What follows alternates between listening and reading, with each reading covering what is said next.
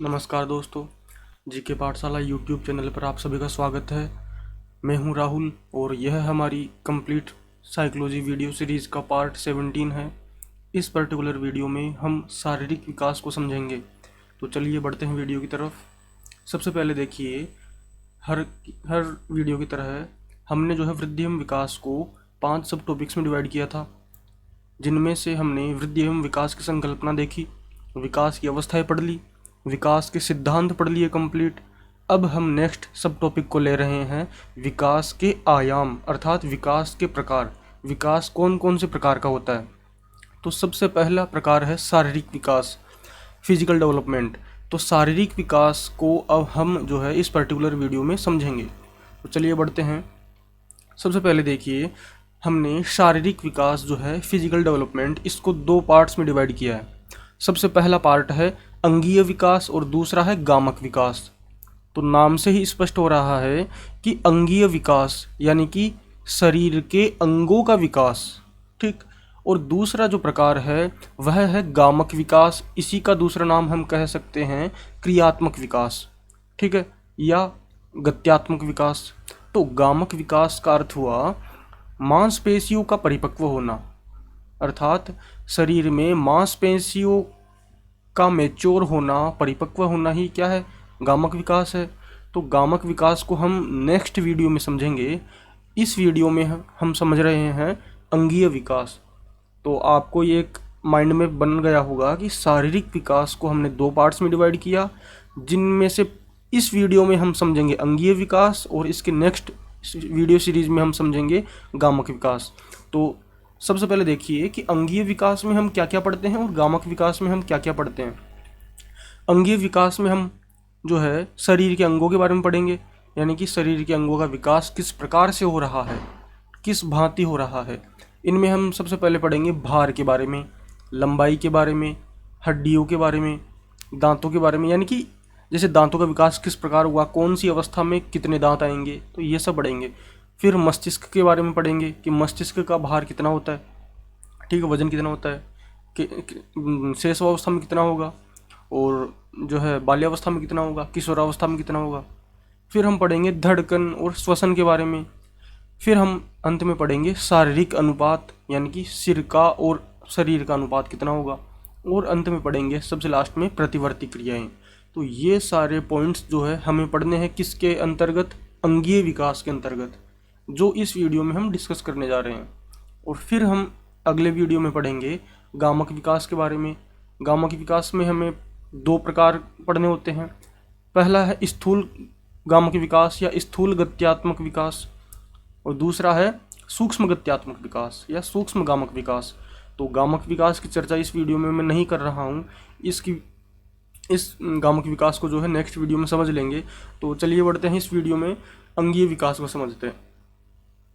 देखिए, अंगीय विकास यानी कि हम शारीरिक विकास फिजिकल डेवलपमेंट के अंतर्गत अंगीय विकास को देख रहे हैं, यानी कि अंगों का विकास किस भांति होता है, कौन सी अवस्था में किस प्रकार होता है। तो इसके लिए जो है मैंने समरी तैयार की है एक टेबल के थ्रू। अगर आप ये जो टेबल है, चार्ट है, इसको आप समझ लेंगे तो आपके जो है पूरा अंगीय विकास क्लियर हो जाएगा, ठीक है। मैंने जो है प्रत्येक विकास क्षेत्र को अवस्थाओं में डिवाइड किया है कि शेषावस्था में किस प्रकार होगा यह विकास, बाल्यावस्था में किस प्रकार होगा, और किशोरावस्था में किस प्रकार होगा। जी, सबसे पहले देखिए भार। बच्चे का भार जो है जन्म के समय कितना होता है? 7 पौंड, ठीक है। हालांकि और भी फैक्ट्स होते हैं भार के संदर्भ में, लेकिन हमें एग्जाम की दृष्टि से यह जन्म के समय का हमें ध्यान रखना है कि बच्चे का जन्म के समय भार कितना होता है, ठीक है। हालांकि और भी होते हैं कि बाल्यावस्था में कितना होगा भार, लेकिन उन सबको इग्नोर कीजिए।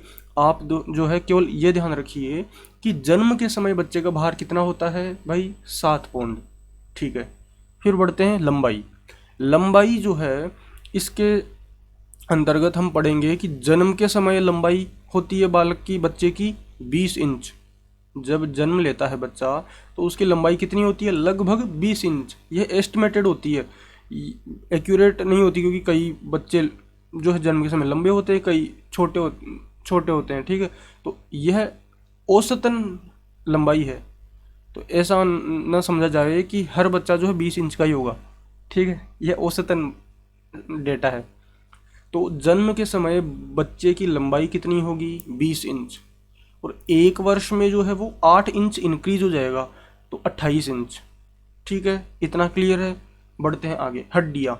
हड्डियाँ जो है, काफ़ी इंटरेस्टिंग फैक्ट है कि जब जन्म लेगा ना बच्चा, जब शेषवावस्था में रहेगा बच्चा, तो उसमें हड्डियों की संख्या होती है 270, 270। फिर जो है बाल्यावस्था में जाते जाते जाते उसमें हड्डियों की संख्या और बढ़ जाती है, ठीक है। 270 से बढ़ के कितनी हो गई? 350, 350 हो गई हड्डियाँ। और किशोरावस्था में जो है अस्थिकरण की प्रक्रिया होती है, यानी कि हड्डियाँ जो है आपस में जुड़ जाती है। तो 350 से घट के एकदम से कितनी हो गई किशोरावस्था में? 206।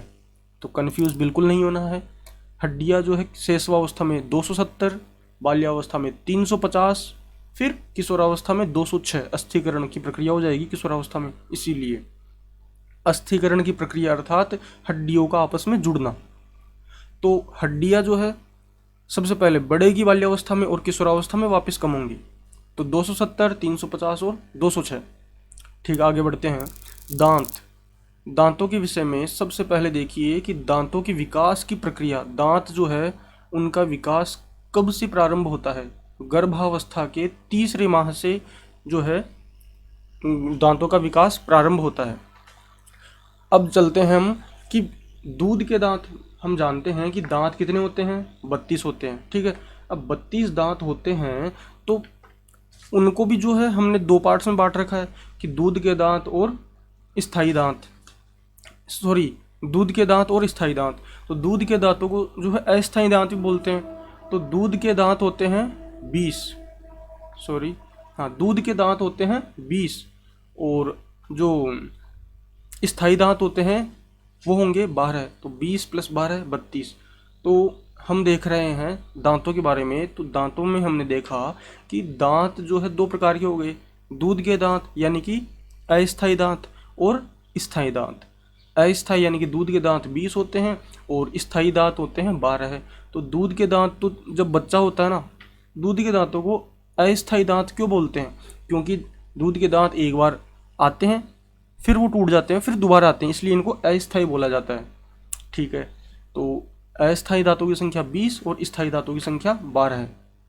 अब देखिए कि बच्चे में जो है दूध के दांत कब आना प्रारंभ होंगे?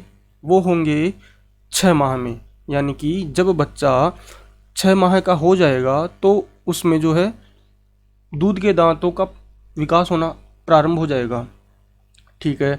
और जो 1 वर्ष का होगा जब वह बच्चा, तो उसमें 8 दूध के दांत आ जाएंगे। और जब वह 4 वर्ष का होगा तो उसमें कंप्लीट पूरे के पूरे 20 दांत आ जाएंगे, दूध के दांत। और जब वो लगभग 6 वर्ष का होता है तो उसके दूध के दांत गिरना प्रारंभ हो जाते हैं और नए दांत आना प्रारंभ हो जाएंगे, ठीक है। दांतों के विषय में हमने देखा कि दांतों को हमने दो प्रकारों में विभक्त किया।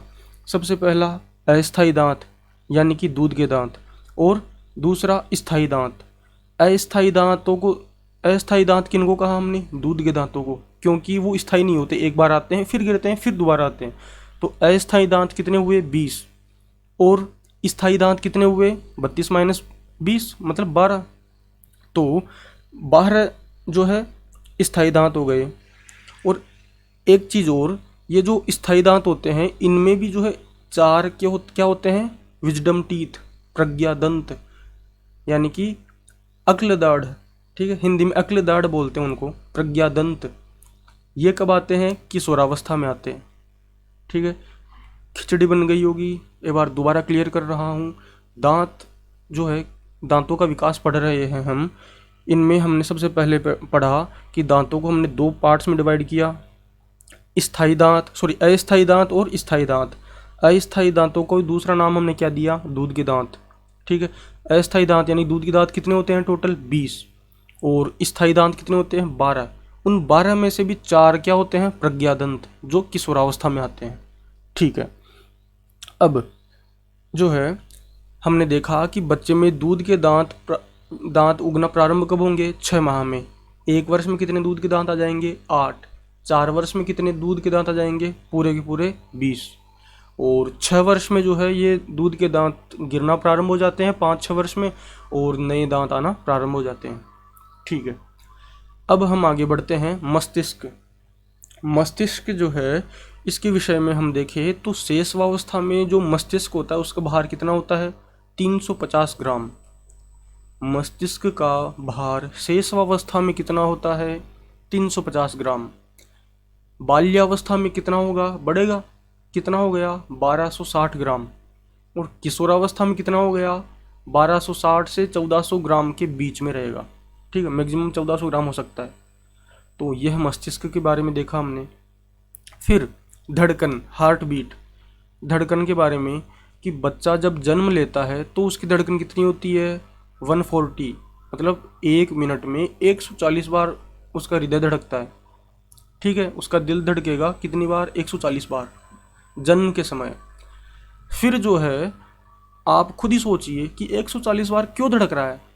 क्योंकि जो हृदय जो है उसको पूरे शरीर के जो ब्लड है उसको पंप करना है।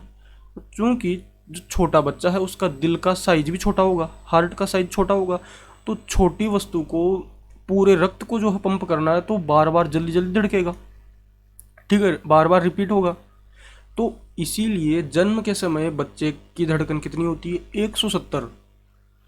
फिर जैसे जैसे बच्चा बड़ा होगा उसके दिल का आकार भी बड़ा होगा, तो उसकी धड़कन भी धीरे कम होगी धीरे धीरे, क्योंकि वो हार्ट का साइज जो है वो बढ़ रहा है, तो उसकी कैपेसिटी भी बढ़ेगी, तो उसकी धड़कन धीरे धीरे कम होने लगेगी। 6 वर्ष का जब हो जाता है बच्चा, तो बच्चे की दिल की धड़कन कितनी होती है? 100 बार 1 मिनट में। ठीक है, जब 12 वर्ष का हो जाएगा तो 85 बार, 85 टाइम्स इन अ मिनट। फिर जब वह 18 वर्ष का हो जाएगा तो उसके दिल की धड़कन कितनी हो जाती है? 72 बार। ठीक, तो हमने देखा कि जब बच्चा छोटा था, जन्म के समय बच्चे की धड़कन 140 बार थी, क्योंकि उसके हार्ट का साइज छोटा था।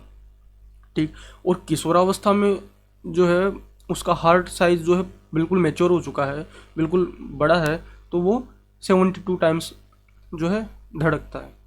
हमने धड़कन को भी देखा। अब देखते हैं श्वसन। श्वसन के बारे में 2 ही चीज़ें ध्यान रखनी है कि जब बच्चा जन्म लेता है तो कितनी बार सांस लेता है 1 मिनट में? वह लेता है 35 बार। और जब वह 18 वर्ष का हो जाता है, किशोरावस्था में आ जाता है, तो कितनी बार श्वास लेता है बच्चा 1 मिनट में? वो लेता है 18 बार। क्योंकि उसके फेफड़ों का साइज, जब वह छोटा था, जन्मा था, तो उसके फेफड़ों का साइज छोटा था, तो उसको बार बार जल्दी जल्दी सांस लेनी पड़ रही थी, इसलिए उसकी श्वसन दर क्या थी? 35 बार 1 मिनट में। ठीक है, 35 टाइम्स इन अ मिनट। और जब वह किशोरावस्था में आया, उसके फेफड़ों का साइज भी बड़ा हो गया, तो वह एक बारी में लंबी सांस लेके जो है उसके फेफड़े हवा को जो है स्टोर कर सकते थे, तो उसकी श्वसन दर जो है कम हुई। तो 1 मिनट में किशोरावस्था में कितनी बार श्वास ले रहा है बालक? 18 बार। ठीक है, अब देखते हैं हम मांसपेशियाँ, कि बच्चे की जो मांसपेशियाँ है वो पूरे शरीर के अनुपात में कितनी % होती है? तो बच्चे के पूरा जो भार होता है उसका 23% भार मांसपेशियों का होता है जब वो शेषावस्था में होता है, और जब किशोरावस्था में आता है तो उसकी मांसपेशियाँ भी बढ़ेगी। ठीक है, तो बच्चा जब किशोरावस्था में होगा बालक, तब उसकी मांसपेशियाँ उसके संपूर्ण भार का कितना होगी? 43% होगी। ठीक, इस स्लाइड में हमने अंगीय विकास को कंप्लीट कवर किया है इस एक टेबल के जरिए। अगर यह टेबल आप जो है इसका स्क्रीनशॉट ले सकते हैं, ताकि आप जो है एक ही स्लाइड से आप पूरे टॉपिक को आप क्लियर कर पाएँ। अब आगे पढ़ते हैं। देखिए, हम शारीरिक विकास पढ़ रहे थे। अंगीय विकास के अंतर्गत हमने भार एवं लंबाई देखी, हड्डियाँ, दांत, मस्तिष्क, धड़कन, श्वसन, मांसपेशियाँ, ये सब देखा हमने। बचा क्या?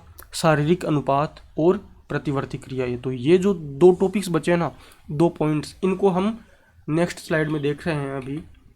शारीरिक अनुपात, यानी कि शारीरिक अनुपात किससे देखेंगे? सिर से। यानी कि जब बच्चा जन्म लेता है उस समय उसके सिर का अनुपात पूरी बॉडी से कितना होता है, और जब वो किशोरावस्था में होता है तो उसके सिर का अनुपात पूरी बॉडी से कितना होता है। तो देखिए, जब बच्चा जन्म लेगा तो उसके सिर और उसकी पूरी कंप्लीट बॉडी का रेशियो अनुपात कितना होता है, 1:4। मतलब बच्चे का सिर जो है 1:, सिर और शरीर का जो है अनुपात कितना हुआ, 1:4। ठीक है। इसीलिए तो हम देखते हैं कि छोटा बच्चा होता है उसका सिर तो बड़ा होता है, जबकि जो किशोरावस्था में बालक होता है उसका सिर छोटा होता है, बल्कि शरीर तो बड़ा होता है लेकिन उसका सिर छोटा होता है। तो इसीलिए किशोरावस्था में सिर और शरीर का अनुपात कितना हुआ, 1:8। हालांकि ये कई जगह 1:7 भी देखने को मिलता है, लेकिन 1:8 ध्यान रखेंगे आप। तो एक बहुत अच्छा फैक्ट बता रहा हूँ मैं कि जन्म के समय बच्चे का सिर जो है बड़ा होता है आकार में, ठीक है, 1:4 हुआ। पूरे शरीर से कितना हुआ अनुपात, सिर का 1:4। तो देखिए कि छोटे बच्चों के जो कार्टून आते हैं ना, कार्टून फिल्म्स वगैरह, एनिमेटेड मूवीज़ वगैरह, उनमें आपने गौर किया होगा कि जो एनिमेटेड कैरेक्टर होता है ना, उसका सिर हमेशा बड़ा होता है। कोई सा ही उदाहरण ले लीजिए, कोई सी मूवी का, ठीक, कोई से ही सीरियल का, कोई से ही एपिसोड का, मोटू पतलू देखते हैं हम, ठीक है, निंजा हथौड़ी, जो भी देखते हैं उनमें देखते हैं हम कि जो कैरेक्टर जो है उसके सिर का आकार बहुत बड़ा है। वो क्यों? क्योंकि उस कार्टून मूवी को कौन देख रहा है, बच्चा। और बच्चे के चूंकि सिर का आकार बड़ा है तो वो जो मूवी देख रहा है उसके कैरेक्टर का के सिर का आकार भी बड़ा ही देखना चाहेगा। इसीलिए तो अगर ये चीज़ अच्छी लगी है तो लाइक कर दीजिएगा। ठीक है, आगे देखते हैं हम प्रतिवर्ती क्रियाएं। प्रतिवर्ती क्रियाओं में हम 3 प्रतिवर्ती क्रियाएं देखेंगे। सबसे पहले होता है रूटिंग। रूटिंग यानी कि प्रतिवर्ती क्रियाओं का अर्थ देखते हैं, यानी कि बच्चे के सामने कोई स्पेशल कंडीशन आती है तो बच्चा किस प्रकार से रिएक्ट करता है, कौन सी क्रिया करता है, वही क्या होती है, प्रतिवर्ती क्रिया। सबसे पहला है रूटिंग। रूटिंग यानी कि जब बच्चे के गालों को हम टच करते हैं तो वह मुंह ओपन करता है और सिर को घुमाता है, इसी को क्या बोलेंगे, रूटिंग। यानी कि जब कोई बच्चे के गालों को टच करते हैं हम तो वो मुंह को खोलते हुए जो है सिर को घुमाएगा, मुंडी को घुमाएगा, ये क्या है, रूटिंग है। फिर है मोरो। इसमें क्या होता है कि जब बच्चा कोई जो है लाउड, कोई तेज आवाज़ सुनता है तो वह कमर को जो है मोड़ते हुए अपने हाथों को आगे की ओर फेंकता है, जैसे कुछ वो पकड़ रहा हो। ठीक है, कोई तेज आवाज़ को सुनेगा जब बच्चा तो वो अपने कमर को मोड़ते हुए जो है हाथों को आगे की तरफ फेंकेगा, इसी को क्या कहेंगे, मोरो। फिर है बेबिंस्की। बेबिंस्की में बालक के पैर के तलवे की अंगुली पर जो बच्चे की पैर के तलवा होता है उस पर अंगुली से मारने पर बच्चा अपने पैर की अंगुलियों को जो आगे की ओर फैला लेता है। हम देखते हैं कि जब बच्चे के पैर जो होते हैं उनके तलवों पर अंगुली से अगर हम मारते हैं ना तो बच्चे की पैर की अंगुलियां जो है आगे की तरफ फैल जाती है, फैला लेता है बच्चा उनको। तो इसी को क्या कहते हैं, कौन सा है ये, कौन सी क्रिया है, बेबिंस्की। तो हमने प्रतिवर्ती क्रियाओं में रूटिंग, मोरो और बेबिंस्की, ये 3 प्रतिवर्ती क्रियाएं देखी। तो इस प्रकार से इस वीडियो में हमने शारीरिक विकास को कंप्लीट समझ लिया है। अगर आपको ये वीडियो अच्छा लगा है तो वीडियो को लाइक एंड शेयर कीजिए और चैनल को सब्सक्राइब कीजिए। अगर कोई सुझाव है, कोई कन्फ्यूजन है, डाउट है तो कमेंट कीजिए। धन्यवाद। जय हिंद।